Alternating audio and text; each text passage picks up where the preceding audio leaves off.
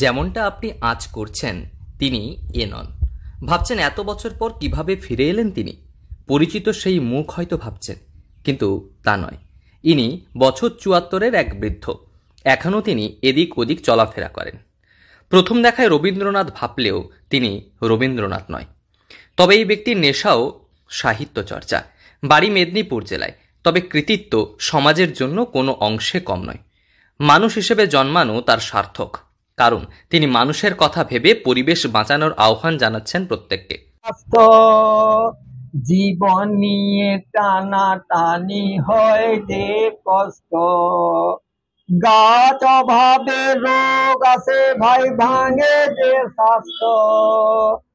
আমার উদ্দেশ্য মানুষকে সচেতন করে এই গাছের বিষয়টা ভালো করে তাদের মাথায় ঢুকানো, এবং যাতে গাছ না অকারণে কেটে ক্ষতি করে, বা একটা গাছ যদি কাটে ৫টা গাছ লাগিয়ে যাতে সেটা বৃদ্ধি করে, সেই সব চিন্তা করে আমি বিভিন্নভাবে গান লিখে প্রচার করি।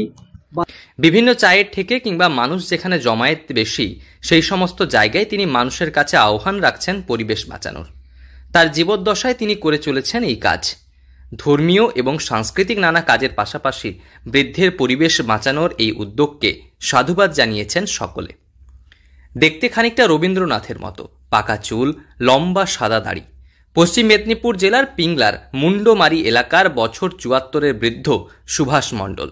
যুবক বয়স থেকে পরিবেশ বাঁচানোর জন্য তার বিভিন্ন কর্মকাণ্ড শুরু হয়, তবে ধীরে ধীরে সেই নেশা বাড়ে। এই বয়সে এসেও বাদ নেই সচেতনতার কাজে। লক্ষ্য মানুষের মধ্যে গাছ লাগানোর প্রবণতা বৃদ্ধি করা। এখন আমি বলবো যে গান বাজনা করতাম, সেটা বন্ধ হয়ে গেছে বয়স বা শারীরিক অসুবিধার জন্য।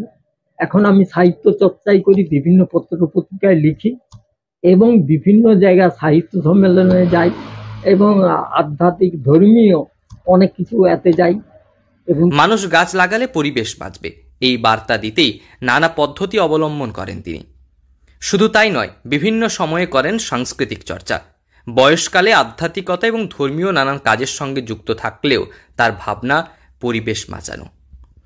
পরিবেশ বাঁচানোর এবং গাছ লাগানোর বিষয় নিয়ে তিনি গান ও লেখা লিখে মানুষের মধ্যে বিলিও করেন।